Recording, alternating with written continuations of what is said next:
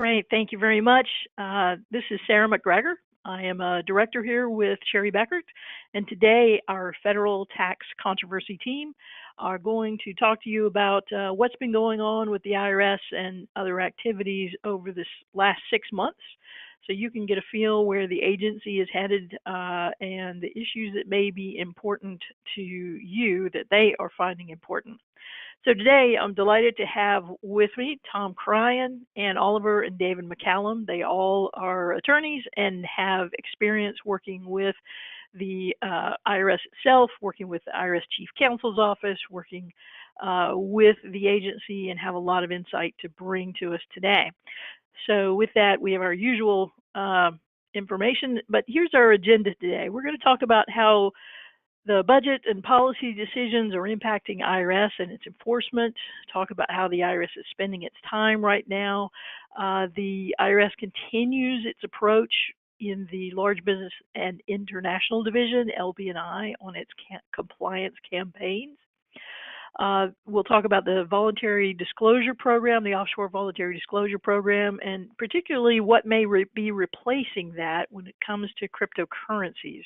And finally, there are several proposals rolling around that have gotten through the House and or are somewhere in committee talking about ways to restructure the IRS and what Congress feels is an important way to move forward with this agency.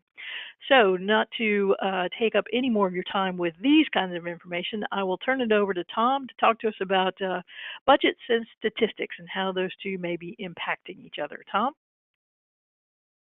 Yes, let's open up briefly on the IRS budget, and as I'm sure you know, the budget controls what IRS can and cannot do. We've listed on the slide there the three primary things right now that they work on. We're going to talk a little later about, in detail, implementing the Tax Cuts and Jobs Acts and what that provides. We're going to talk about enforcement levels, and of course, taxpayer service is something important to the Congress that makes the budget. Anyway, there's a slight increase over 2018.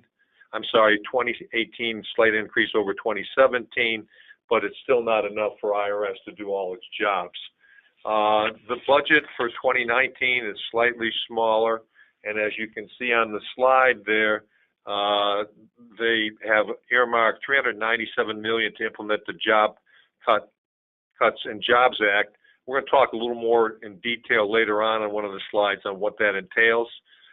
You can see what it is for operation support, enforcement, and taxpayer services, etc.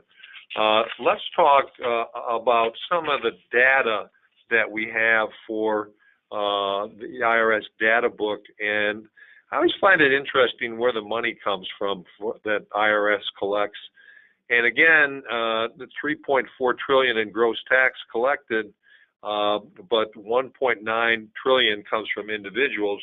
And I don't know the exact number, but you know, with the new Jobs Act and tax cuts, that's probably going to go down in the future. You see business income is a lot less, and then we have a fairly large number for excise, employment, estate, and gift. Now, when we look at IRS coverage of returns filed in 2016, we only see a 0.5% coverage for almost a million, a little over a million returns. Now, that coverage is broken down into two broad categories. 70% is for correspondence audits, and 30% roughly is for field audits, where there's a face-to-face contact between an IRS agent and the taxpayer. Now, the correspondent audits are usually out of the service center. A lot of them have to do with matching information returns with the individual taxpayer return, and if there's a discrepancy, IRS is going to contact the taxpayer and look at that. So that's even sort of slants it more to, you know, active audits. Those are pretty routine, the information reporting one. Now, there are some more involved ones that they do that Office Audit used to do, but a great number of them are these matching programs.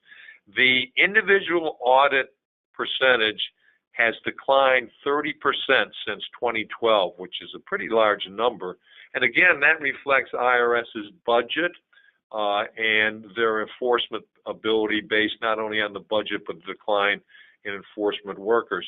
The corporate audit rate is down to its lowest since 2004. That's 1%, so very low number. Now, the partnership return numbers have always been small, the 0.4 and the 0.3 for S corporations. The new unified partnership rules came in 2018, and unless a taxpayer has the ability to opt out of those rules, they will be under the new unified audit procedures. So the returns are for 2018. The returns will be filed in 2019, and the audit process will kick off in 2020. So we should expect a fairly good increase in the number of partnership return audits based on the new unified audit procedures. Let's now look at the implementing the Tax Cuts and Jobs Act. Quite a bit involved there. IRS has been given $397 million to implement it, and they're going to have to update the return forms and instructions and publications due to the many major changes that have been made in the individual tax law and the corporate. They're also going to have to put out a lot of guidance in the form of notices and regulations.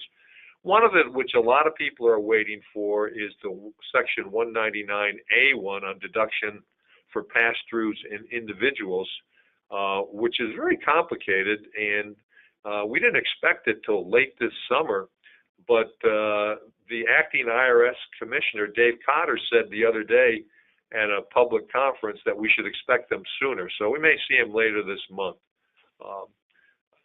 Agency software, they're going to modify it to deal with the new rules. In other words, the electronic filing and the paper filing, they have to be able to deal with those returns when they come in and implement it into the system. They're also going to hire 1,700 new employees. I would guess some of that, besides the publication area and the forms area, some of it would include more people to write the regulations. With that, I'm going to turn it back over to to Sarah. Right. Well, we have our very first polling question coming up, and that is, are you surprised by the relatively small number of tax returns that are actually examined? So out of 196 million returns filed, there were actually less than 1.2 million that went through an examination using those various methods. But that's a pretty. What do you feel about that number? Does that surprise you, or do you think that's about the right size on theirs? So yeah, I think with the implementation of the Tax Cuts and Jobs Act, that has really been an overwhelming project for the IRS, but they have tackled it to make sure that they are ready for next January of 19's filing season. And it began with issuing new withholding tables back early in January, February timeframe, and they will continue marching straight on through, but really working with the tax forms first, the instructions, the getting that information out, then moving on, making sure that the software is updated to handle those changes in the forms, and then trying to reach out to taxpayers and others and provide as much education training as possible. So, all right, I think we're about done with polling question number 1. Please make sure that you have that, and we'll swap on. And David, talk to us about what's been happening with these new compliance campaigns. Sure, Sarah. Thank you. So in January of 2017, the IRS LB&I division rolled out what they called compliance campaigns, and the initial rollout had 13 campaigns, and IRS made a big show of it. Did a bunch of joint webinars with the Big Four, starting in like March of 17 and going throughout the summer, AICPA, ABA, and then like Grant Thornton and Morgan Lewis. So, all these, everybody was happy-go-lucky, cooperating. Here are these new 13 campaigns.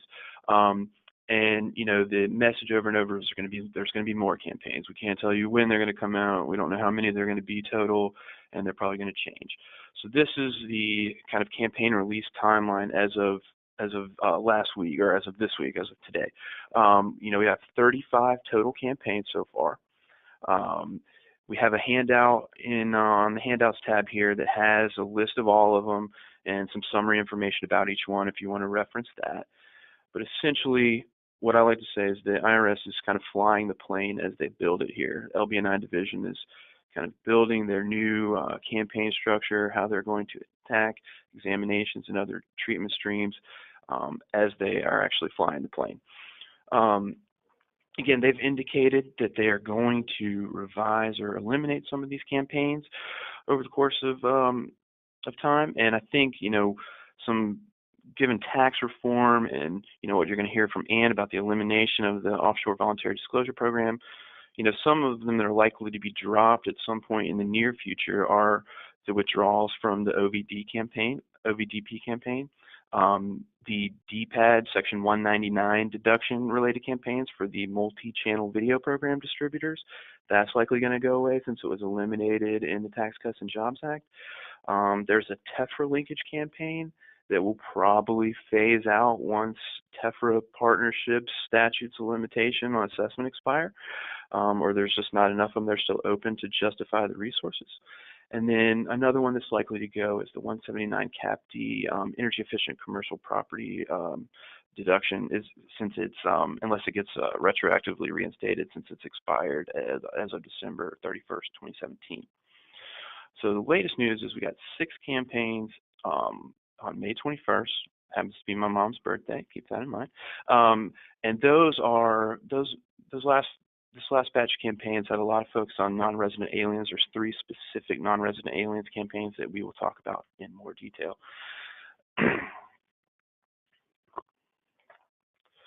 Okay, so the campaigns, the function per the IRS. The IRS, when they did their 8 webinars, some variation of this slide came up in every single presentation, so I wanted to hit on it.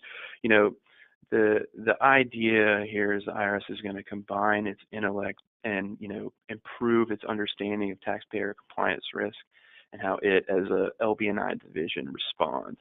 The leadership that was on these webinars articulated that this does not necessarily mean more audits, but they're going to start using a variety of what they call treatment streams to encourage and maintain high compliance across the LB&I filing population. And they call these campaigns a fundamental change in audit selection or issue selection.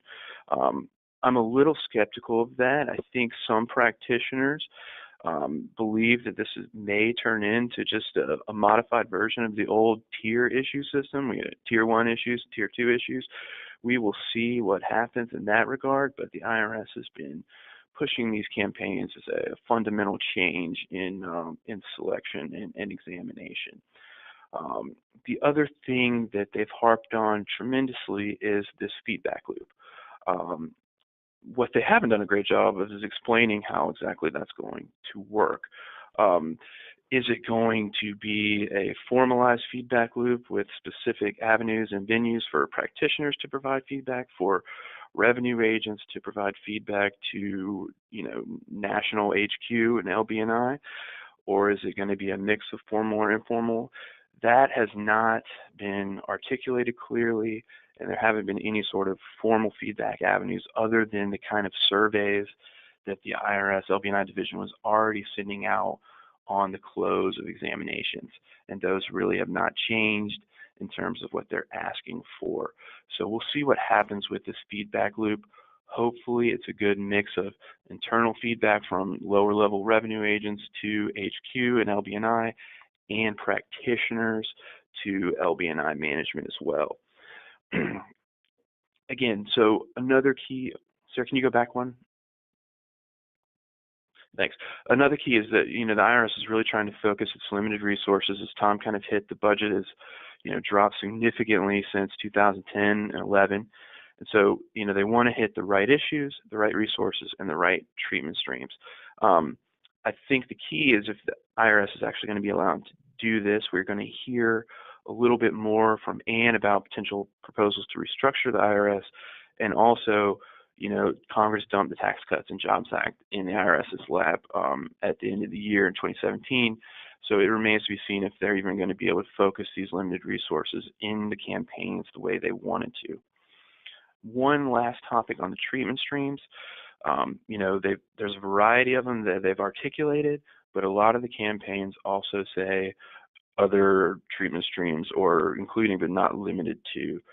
So it's, they haven't been perfectly clear on all the treatment streams, probably because they don't want to limit themselves into certain treatment streams.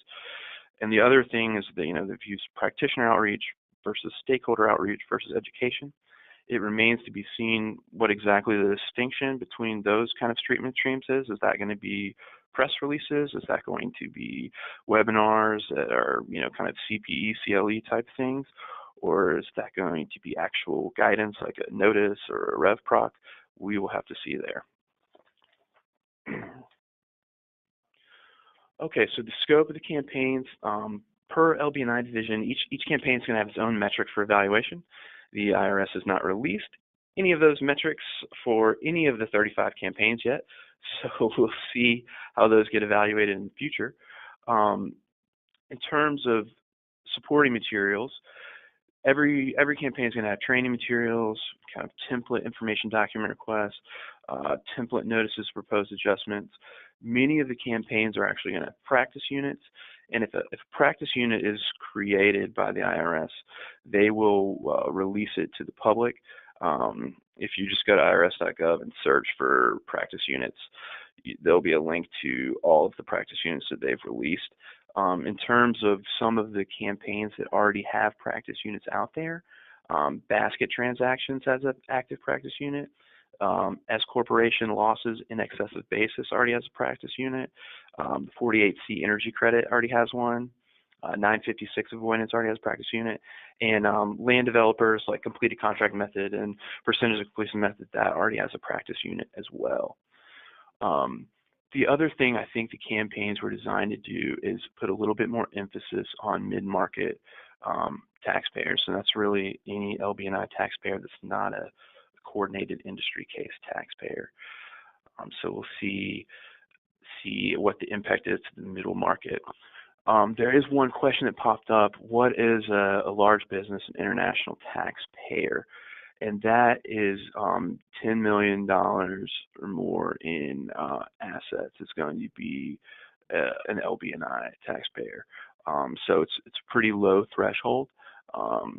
Anything under that, that's going to be an SBSE, Small Business Self-Employed Division examination. So again, IRS has indicated that more campaigns are definite.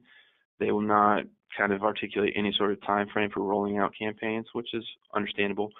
And we've already kind of talked about the elimination or the revision of some of the campaigns.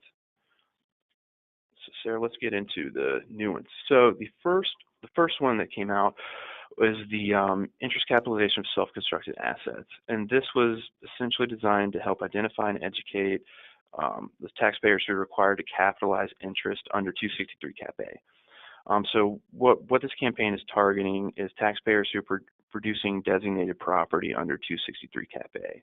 And that's any real estate or tangible personal property with a useful life of 20 years and an estimated production period that exceeds 2 years with an estimated cost of greater than $1 million. You see the treatment streams there. So you got you got issue-based exams, you've got soft letters, and you've got education. A soft letter is not an examination, so it's not like a notice of examination. You are not required to respond to a soft letter. It's just kind of IRS saying, hey, we're looking into this. Could you explain what you did here on this particular issue, please, if you want to? Now, again, a response is not required. If you don't respond, I think you are probably begging for an IRS audit. So, if you're our client, I would definitely encourage you to respond and let us help you with that response. Again, so that's kind of the interest self-capitalization. As far as the forms 3520 and 3520A, again, what the IRS is looking for here is to address compliance issues and information returns reporting, ownership in and transactions involving foreign trust. I think the IRS perceives that many of these foreign trust issues are not reported, or they're not reported correctly, and definitely changes of ownership are not reported on a quite large basis. So that's the genesis for this campaign. Treatment streams there are traditional examinations and campus penalties. So I imagine here there's going to probably be an uptick in a lot of just penalty notices for failure to report these ownership changes and foreign trust transactions. And so you're probably going to have to be making a lot of reasonable cause arguments or asking your tax accountants to help you get out of some of those penalties if you're not reporting those correctly. And David, if I can interject for just a second, we do currently have a client we have a client being examined for a Form 3520 issue. And the interesting thing with it is that the IRS is going back to 2010, which is a year that normally our reaction would be that it's closed. But the failure to file the 3520 along with some of the other international information returns, actually there is a special exception that will leave the assessment statute of limitations open for those years. And so even though the underlying income tax return may have been timely filed and all the taxes paid, if one of those returns like a 3520, a 5471, et cetera, isn't filed, then the year can still be technically open. And so that's just something to keep in mind, that the IRS's scope when they're looking at these things it can be incredibly broad, and we might be looking back to years that are almost a decade old. They said, when we reacted and said 2010, this is so old, you're asking for all this information, they said, oh, we've got some of them in the early 2000s and the late 90s, because if it doesn't close, it doesn't close, no matter how old it is.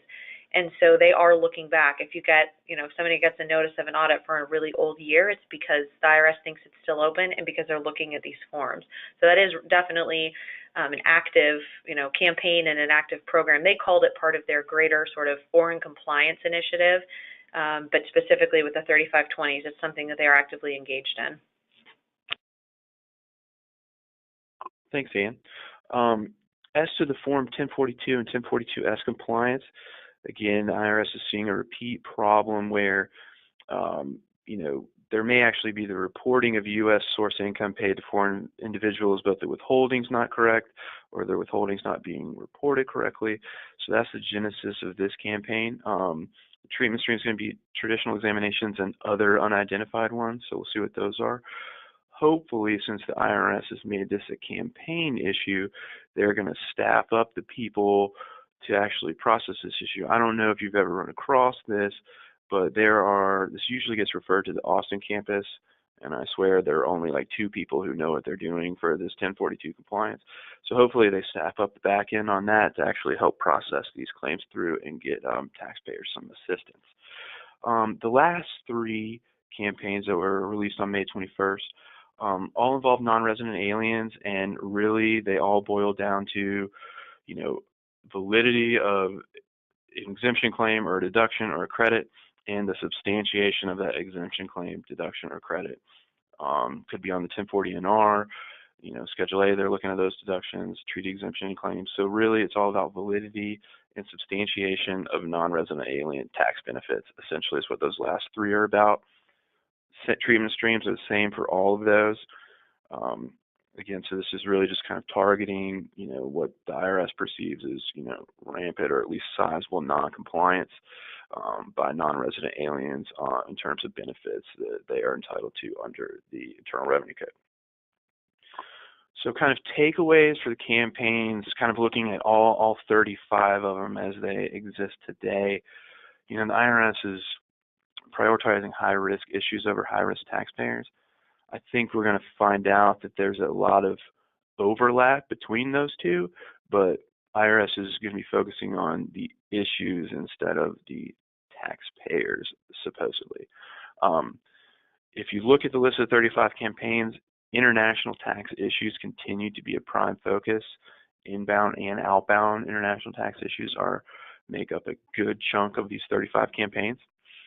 Again, the IRS in this campaign approach has adopted an agile model and a collaborative model of enforcement. That's all assuming that this feedback loop that they keep harping on actually comes to fruition and works. We will see what that turns into. But again, I haven't seen a lot of progress on the feedback loop, but hopefully the IRS does start to solicit that feedback from practitioners, taxpayers, as well as their own internal revenue agents. Again, there's going to be a lot of training within the IRS and guidance for tax professionals and tax pros. Honestly, those initial 8 webinars for the initial rollout of the campaigns, there were so many people attending those because half the people attending those were the revenue agents for LB&I. Like, this didn't trickle down until it trickled outside of the IRS too. So the agents were learning about these campaigns at the same time taxpayers and tax professionals were. So I think you'll see a large uptick in training. As I mentioned, a lot of those practice units, which are initially designed to guide revenue agents, have been released, and they are churning those out pretty quickly. Again, I think these campaigns are going to be evolutionary. The IRS is building the plane as they fly it, so there's going to be a lot of tweaks to these campaigns, I think, and some of them will be eliminated. I think one of the larger takeaways is there's going to be more scrutiny on mid-market clients, clients who are above that LB&I threshold, but not significantly above that LB&I threshold. We're not talking about Fortune 500, Fortune 1000 companies, but mid-market, there's going to be more scrutiny there where there maybe hasn't been in the past.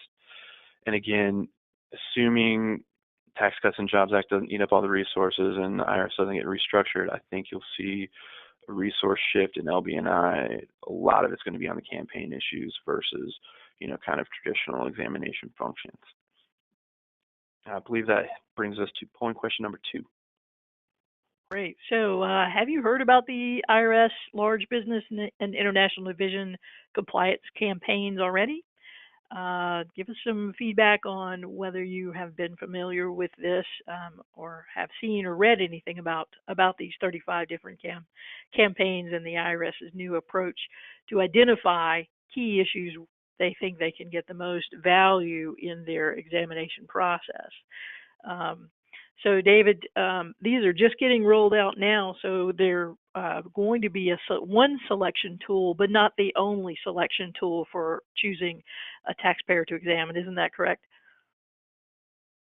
That's right. I mean, the IRS is not going to abandon their traditional metrics or way they pull for examination as well. I think you'll see a resource shift where the campaigns become kind of the primary pull for examination, or at least, a soft letter, explain this transaction type deal, even if it's not a formal examination. Right. All right. And very likely the small business and self-employed division will piggyback off of or use the benefit of the practice units and other information that large business is creating now. All right. And talk to us about the end of OVDP and what that means. Thanks, Sarah. So the IRS has recently announced that they are going to be ending the Offshore Voluntary Disclosure Program, which is known as the OVDP. It's been around since 2009. And if you're not familiar with the program, it allows taxpayers that have willfully failed to report and pay tax on their foreign financial assets to be able to come forward voluntarily. And in doing so, they receive protection from criminal liability. And they can also often get favorable terms for resolving both the tax and penalty obligations. So in the last 9 years, more than 56,000 taxpayers voluntarily filed returns and reported their assets to the IRS, which is a pretty staggering number. When it was announced in 2009, there were obviously more users in the beginning as people discovered that there was a way to be able to sort of come clean and report all the foreign assets that maybe they didn't even know, needed to be reported, or people that, knew that they should have been reported and hadn't done so, and be able to do so under this program. There were penalties that are associated with it, so it's not a completely free compliance initiative, but as I said, the taxpayers did get protection from any kind of criminal liability, which does attach to the willful failure to file returns. So while the program was running, the IRS collected more than $11 billion, both in the underlying tax and then also in the penalties and interest. from all of these taxpayers. So it was definitely a successful program, and it's coming to an end, mostly because the IRS is able to obtain information now from a lot of third-party sources. You might be aware of sort of the Swiss bank program, where UBS and other banks began reporting information to the IRS, which then allowed the IRS to figure out the identity of some of these U.S. taxpayers that held bank accounts in foreign countries. And along those lines, there's just a lot of other methods for the IRS to be able to obtain information. And what they'll do with it then, if they get something from a bank or another source that informs them that a taxpayer has, some kind of a foreign asset, then they just come affirmatively to the taxpayer, either via exam or potentially with a soft letter saying, we have information that leads us to believe you own a foreign asset. We haven't seen any reporting for this. What's going on?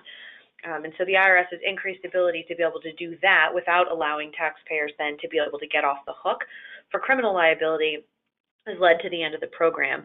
Also, in the last year, there was only 600 submissions versus, so that's 600 of the 56,000 total that have done it. And so it seemed as though less taxpayers were using the program. That could be for any number of reasons. It might have been that most of the taxpayers that were going to use the program already have. Once they've come clean and started their compliance, they are not likely to have that problem again, right? They would continue being compliant going forward. And so it seems as though maybe a lot of the taxpayers, did come through this initiative. The other reason might just be that there are other programs now that taxpayers can use. If you're familiar with them, there are the streamlined filing compliance procedures. Those are for individuals only. And then there's the delinquent international information return and FBAR submission procedures, and those are for individuals and entities.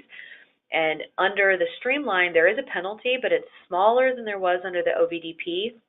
Under the delinquent procedures, there is no penalty associated with the voluntary disclosure.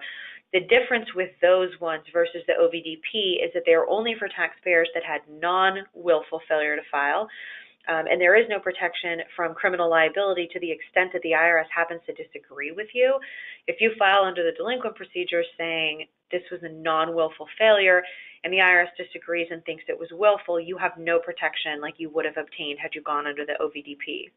But there are a lot of clients and taxpayers that are using the streamlined in the delinquent procedures. That's probably seen an uptick in recent years, especially as people have just maybe some of the smaller fish with just a few foreign entities or maybe just a few years have realized, all of a sudden that they had a foreign filing that they weren't aware of before.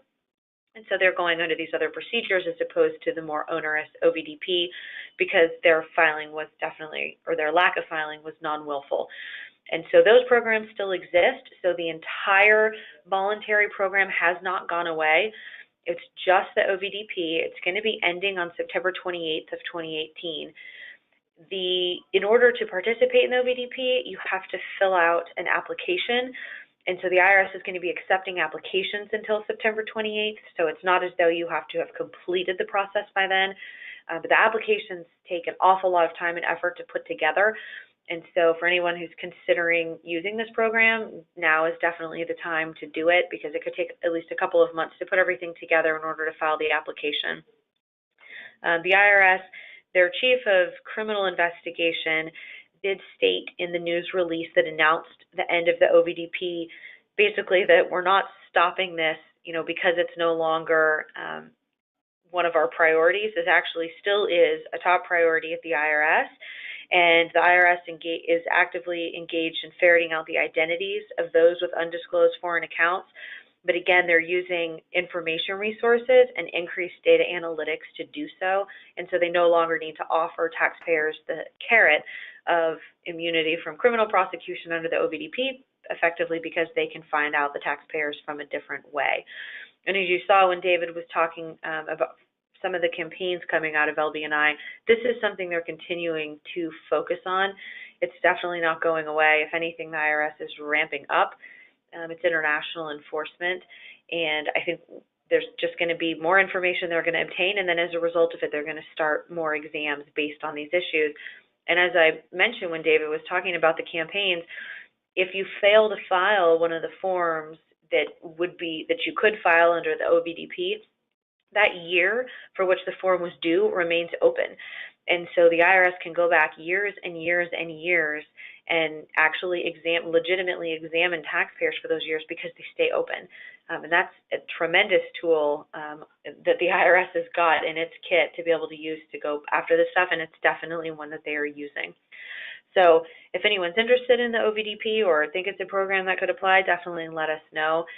Otherwise, like I said, there are still the other programs that remain, and so which is a great thing. So voluntary disclosure is still an option, but the OVDP will be coming to an end. And with that, I'm going to turn it back to Sarah. Right. So Ann just mentioned the $11 billion that was collected from taxpayers with unreported income, penalties and interest on their foreign bank accounts and assets. So now the IRS is taking that experience and turning its eye to look at cryptocurrency. So Davis, tell us about why the Coinbase Inc Summons Case has been so important. Sure. So back up a little bit and, kind of come up with the working definition of cryptocurrency, so at least starting all on the same page. So cryptocurrency is essentially digital currency in which cryptography, think Da Vinci Code, where the codex is digital and it's backed by advanced mathematics and crazy algorithms that I can't even fathom. Cryptocurrency is used to regulate the specific digital currencies, and it verifies like transfer of funds, operating, independently of a central bank through the use of a distributed ledger, like a blockchain. So digital currency using a blockchain. So the Coinbase summons was another John Doe summons that the IRS issued in federal district court. They enforced it in federal district court in Northern District, California. And so the IRS had great success with the John Doe summons and the Swiss bank cases. And so they're like, hey, why don't we try that again? And so they did it under their authority under 7609F. And it was essentially, just asking for information with people who operate a virtual currency wallet and exchange business, with a particular person or an ascertainable group or class of persons that were conducting these transactions. So the IRS is seeking, tax evaders and potential criminal activity with this summons. And so, of course, Coinbase pushed back and did not want to, respond to the summons. Flip to this spring, and IRS won its summons enforcement case. IRS rarely loses a summons enforcement case. And do you want to speak about your time at DOJ Tax? Did you ever lose a summons enforcement case? In fact, I did not. Before coming into public accounting, I was a tax litigator with the Department of Justice Tax Division, and summons enforcement cases were common cases that we brought.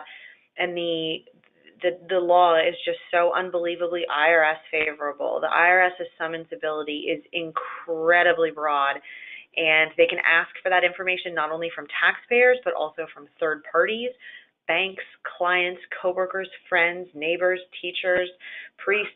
I mean, they can ask just about anybody for information from a taxpayer, and they can ask a taxpayer for just about anything. It's not the same standard as you would look to see whether or not something would be admissible in court. It's really just, could it potentially be slightly relevant to anything? And so courts overwhelmingly approve and uphold IRS summonses, and this case was no exception, although this case, obviously, using a John Doe summons and as broad as it was a little bit different than your run-of-the-mill summons case, but this was just an expansion of an already incredibly broad authority of the IRS to issue summonses. Thanks, Ann. So IRS goes on fishing expedition in Coinbase. They win their summons enforcement. And Coinbase this spring ends up turning over, information on 13,000 customers, so names and other PII, and 9 million transactions. And the summons, did not even require the transaction produce a gain, so it could be any sort of Coinbase transaction. And so I think what we're going to see here is that, Coinbase is just the first target. IRS was successful, and just talked about the broadness of the summons authority. I think the IRS is going to see how broad it really is and kind of push that envelope here. And this, is a Bitcoin the next or some other, third party like that controls cryptocurrency. I think this is just step one. Will this eventually turn into some sort of voluntary disclosure program for cryptocurrency? And then, will it turn into some sort of Swiss bank-esque program too, where the IRS gets all these agreements to share information from these various cryptocurrency providers? We'll see. I think that's the IRS's ultimate plan here. Will this become a campaign? Probably. If the IRS keeps winning these John Doe, very broad summons enforcement cases, they're just going to keep pushing the envelope. So what guidance is actually out there on cryptocurrency? So there's a 2014 notice where the IRS says virtual currency, cryptocurrency should be treated as property for tax purposes. And so since the IRS believes it should be treated as property, not currency, then we're bumping into several, scenarios where an individual may be unaware or an entity may be unaware that reporting is required. So one instance is when you're exchanging one virtual currency for another type of virtual currency, you're going to have current reporting obligations. And the other thing is that if that occurred after 2018, you're not going to get like-kind exchange treatment anymore because of tax reform. So that's going to be a reportable transaction, and there's either going to be some gain or loss. You can't use like-kind exchange treatment anymore. For sales prior to 18, you could argue, and I think reasonably so, that exchange of different types of cryptocurrency could be a like-kind exchange. But after 2018, because of tax reform, you can't do a like-kind exchange anymore. The other thing is that with cryptocurrency, there's miners, and mining cryptocurrency is the process by which transactions are verified and added to the public ledger, that blockchain. And so the mining process involves compiling all these transactions into blocks to add to the blockchain.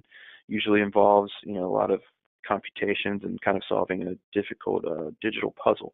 And so a participant in the miner, if he solves the puzzle and verifies the block correctly, he gets rewarded either with cryptocurrency or some other crypto asset. And that reward system is kind of a proof of work. And so the IRS is going to expect that individual, that miner who's operating that trade or business, to report those transactions and pay income tax on those and pay self-employment tax as well. So there's a lot of compliance implications involving cryptocurrency that many individuals and entities are just not even thinking about at this point, that are going to be impactful going forward and now. Second piece is not even, it's really just a press release where the IRS is saying, hey guys, you need to report all virtual currency transactions on your tax return. Again, I think there's going to be IRS is going to find there's a lot of underreporting. I think this will eventually lead to some sort of disclosure program, or if the IRS does really well on these summons enforcement efforts, they may just bypass that and go straight to a Swiss bank type program with these cryptocurrency outfits where they get information sharing. So our next steps for the IRS, perceived next steps, again, obtaining significant records about account holders from Coinbase. I think they will start approaching other cryptocurrency outfits in the same manner, get information, kind of get a gauge or a barometer for the non-compliance. We may see a compliance campaign or some sort of similar effort and focused examinations to kind of hone in that gauge of non-compliance. And then, this is going to impact anyone who buys, sells, or receives virtual currency. There's going to be penalties, interest, tax computations, all of that. So for guidelines for cryptocurrency, maintain good records of all transactions. With the way cryptocurrency works in the blockchain, this should be easy if the blockchain is working properly and you have access to that information, because the blockchain is going to track all of these transactions in individual blocks. So that piece should be easy. The default for no records, though, is cost basis of 0. So you want to get some records to at least, get that cost basis information. And again, you're going to want to pick a method that's reasonable and to calculate gains and losses and stick with it. If you pick FIFO, Use FIFO throughout. Don't change your method midway through the year. Again, there's no current de minimis reporting standard for cryptocurrency transactions. So, all kind of small transactions are reportable. And all types of transactions matter. Mining, which we talked about, sales, holds, hard forks. A hard fork is when the blockchain developers, change the protocol to correct some previously invalid blocks, but those blocks, that correction that they make is not retroactively, it doesn't go back, so it kind of splits off. In other words, there's like a fork and there's a new blockchain, and you got two blockchains. It's not backwards compatible, in other words. So an example of that is Bitcoin. In August of 2017, there was a hard fork. They had to change something in the program that wasn't backwards compatible, and that was when they created Bitcoin Cash. And so, if you held Bitcoin on, in July and you held it through August, then you immediately became an owner of Bitcoin Cash as a result of that hard fork. And that very well could have been a reportable transaction, like a stock split or even a dividend. So, that's why all these types of transactions matter, and that's why I think the IRS is starting to pound on cryptocurrency and see what they can find. I think that brings us to polling question number 3. Yeah, so polling question 3, and again, we're trying to gauge your experience. Have you or your company engaged in cryptocurrency transactions, bought or sold any Bitcoin, Ethereum, Litecoin, or any of the other currencies that are out there in use right now? With the run-up in value in Bitcoin in particular over the last 12 months, and then the incredible decline as well, there's a lot of risk and exposure.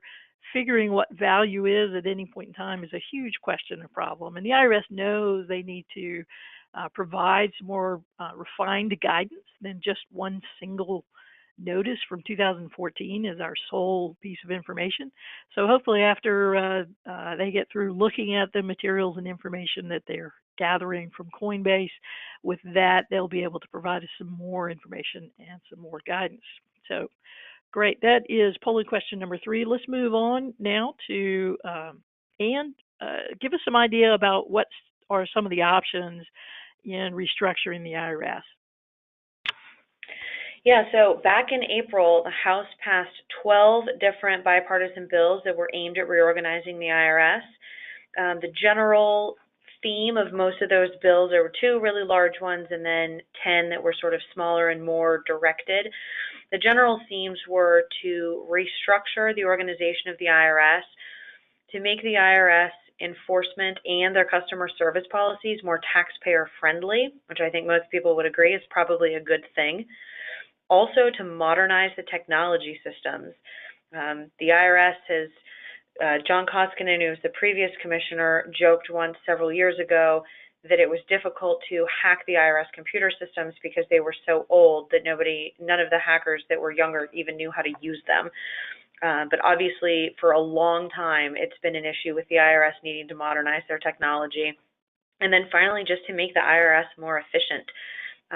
Tom talked about the IRS's budget issues, which is something that they've been dealing with for many years and is probably not a headache that's going to go away anytime soon. As time goes on, there's more and more taxpayers, and so making the IRS efficient is sort of the key to be able to continuing, its ability to do what it needs to do. And so Kevin Brady, who's the chairman of the Ways and Means Committee, said that the goal of these bills is to build a taxpayer first IRS that works for the taxpayers and not against them, which I think most people's gut reaction to the IRS would not be that it is an agency that is there sort of working for taxpayers, but definitely rather that it's something that's working against them. And so that's sort of another big broad picture, something that they're trying to change, have the IRS helping taxpayers be able to be compliant as opposed to going after taxpayers who either made a misstep or, maybe who were purposefully uncompliant. So if these bills are enacted, this would be the first significant overhaul of IRS operations since 1998. So it's been a while since anything has changed. It's obviously, the time is ripe. There's a lot of things going on right now that the IRS would benefit from having some changes to its organization and technology systems, so this is a great time. And as I mentioned, these were bipartisan bills. The overall tone in Ways and Means Committee's hearings was really collaborative from both sides. Obviously, there have been the budget cuts to the IRS in recent years, and so the Democrats were a little bit concerned about the effect on the efficiency of the IRS without having enough money to be able to actually engage in its operations, especially given the tax legislation that was just passed last December. But as I'll go through some of these acts, we'll talk about, one of them was actually unanimously passed, and the other one was almost unanimously passed. So these really are bipartisan bills. So one of the first big ones is called the Taxpayer First Act. That one was unanimously passed by 414 to 0 vote. This one requires the IRS to do multiple different things. Generally, the Taxpayer First Act lays out a good path forward for reorganizing the IRS and for making taxpayer-friendly changes in a couple of areas, mostly enforcement, appeals, and customer service. So the bill would require the IRS to submit a reorganization plan to Congress by September 30th, 2020. So rather than actually setting out what the restructured organization of the IRS would be, the bill says that the IRS is required to come up with its own plan, hoping that the IRS would have the best knowledge of the best way to be able to structure the agency as opposed to people outside of it. The reorganization plan needs to revamp the IRS's structure in a way that emphasizes taxpayer service, that streamlines operations by eliminating duplicative services and responsibilities, and that positions the IRS to address cybersecurity and other operational threats. So I think all of these things sound, pretty logical. Obviously, the IRS does have some duplicative services and responsibilities, and to be able to get rid of some of those and make it a much more efficient agency would be great. One of the things the bill would do is change the title. If you can go back to the previous slide, Sarah. Change the title of the Commissioner of the Internal Revenue Service to the Administrator of the Internal Revenue Service.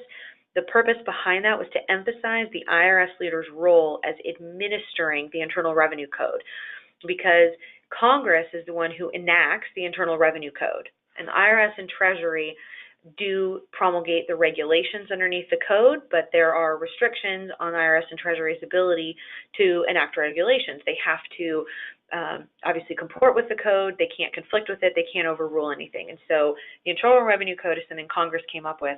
The idea of having the administrator, I guess, as opposed to the commissioner is, it's the administrator's job to follow the code, not to sort of do what they want to do with it, so that they have to do what Congress intended as opposed to whatever it is they think that they would want to do. The bill would also establish the IRS Independent Office of Appeals. The idea is there to strengthen taxpayers' rights during the appeals process. There have been some recent changes to appeals. There was the Appeals Judicial Approach and Culture, or AJAC, a couple of years ago that came out in a few phases that was intending to make appeals more efficient and to sort of strengthen the judicial approach to appeals. So rather than it feeling like appeals is just another step in the IRS chain, to really make it feel like appeals was an independent body that was not beholden to the IRS and didn't just rubber stamp what the agents had done, but that it was its own judicial body that came to its own conclusions about how an issue should be resolved, and that it wasn't always just leaning on the IRS's side. That's sort of been met with mixed success, and so obviously one of the things this bill wanted to attack was the Office of Appeals and to make it even better to strengthen the taxpayers' rights. Another thing that the bill would do is make changes to the National Taxpayer Advocate position. The NTA is sort of an independent body again, currently a position held by Nina Olson, who's been there for years. Every year she issues, or actually maybe it might be twice a year or even quarterly, she'll issue some taxpayer advocate directives, which basically say, here are some problems at the IRS, here are the things that taxpayers are seeing and complaining about, and here's ways to solve the problem. The issue is that IRS leadership, while they might read the taxpayer advocate report, is really under no obligation to do anything about it. And so the bill would sort of change the relationship between taxpayer advocate and IRS leadership by giving more weight to the directives that the taxpayer advocate comes out with and requiring IRS leadership to respond to the directives and to set a time period for responding and inform Congress of any directives that aren't honored by the IRS, which is a huge change. I mean, it really sort of gives some kind of teeth to what the taxpayer advocate does. And then additionally, the bill would require the IRS to come up with a customer service strategy that lays out how the IRS intends to provide assistance to taxpayers. So some of those things would be including customer service training for IRS employees that are dealing with taxpayers, looking at best practices from the private sector, how do private companies and entities handle customer service, and then to establish benchmarks for measuring success so that rather than just saying you need to change things, find a way to say, let's make things better, and then let's see how we do with doing that. Okay, so let's go ahead to the next slide. This is still just under the Taxpayer First Act. One of the things that was interesting is it would clarify the IRS's authority to issue a John Doe summons, which obviously comes right on the heels of the Coinbase case David just talked about. There's several changes to the IRS's broad summons authority that are mentioned in this bill. The John Doe summons under the bill would have to be narrowly tailored to seek only the information that pertains to the failure or the potential failure of an individual or group to comply with federal tax law. And David mentioned that the cryptocurrency stuff had to be reported even if it didn't result in a gain. And if a taxpayer has a transaction that doesn't result in a taxable gain and therefore doesn't result in a tax liability and they fail to report it, are they really not complying with federal tax law?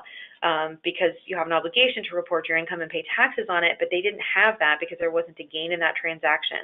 So can the IRS's authority really be as broad as the court in Coinbase said? This bill would sort of start to limit a little bit of that. It would also require that summonses are reviewed and approved in writing by the highest level IRS employee in that operating division and the relevant division counsel in the Office of Chief Counsel. That's a pretty serious step. The IRS issues a lot of summonses, both to taxpayers and, as I mentioned, to third parties, and requiring this oversight is not necessarily a bad thing. It's just, that is a change that would require a lot more oversight on the IRS's part to be able to issue summonses. So let's go ahead to the next slide. One of the other big bills was called the 21st Century IRS Act. That one was basically aimed at modernizing the IRS's information technology systems. And this is an issue that's taken on an increased urgency as the IRS is preparing to implement tax reform because obviously there's a lot of changes, a lot more calculations, and a lot more items that the IRS is going to have to track, and so being able to update their information systems is going to be key to doing that. And the 21st Century Act bill is generally aiming also to expand the use of electronic systems. So for taxpayers' interactions with the IRS, to be able to do things in a much more electronically friendly manner, which is an excellent thing, as obviously the taxpayers are moving into a more electronic world. To have the IRS do the same would be great. Another big piece of this is to address identity theft. I'm sure most people are aware we've had, in the news a lot of data breaches in the last several years at various company levels. It's become an increasing problem, and identity theft is a huge issue that the IRS has been facing for a couple of years.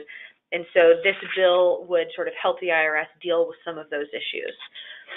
Let's go ahead to the next slide.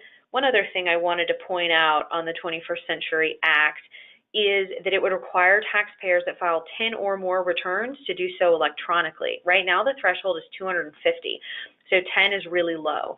But in order to facilitate that, at least, the bill would require an internet portal, the IRS to develop an internet portal to be able to file those returns. If you want to flip to the next slide, like I said, there were 10 other bills that were enacted or that were passed by the House at the same time. These just kind of address a variety of issues. So something to just kind of keep an eye on and watch to see whether or not these do get passed and enacted and what kind of changes we see in the IRS coming up. Sarah, I'll hand it back to you. All right, thank you all. So I think we're up to our last polling question. So if you'll go ahead and let us know if you've had other interactions with the IRS in the last year, gotten a notice, having a return under examination, went to irs.gov to look up some information, read some of their news announcements or heard about some of those in the general press when they released that information, or had some other interactions with the IRS. We're interested in whether or not you're having some and touching base with them. So I think that is it. I invite you to download a copy of the slides in the handouts pod. If you have further questions following this, all of our contact information is here, so please reach out to us. We'd love to have a conversation with you about any issues you may have or questions you have as we look forward to dealing with the IRS going forward. So thank you all for attending today, and thank you to Tom and David and Ann for an excellent presentation. Y'all have a good afternoon.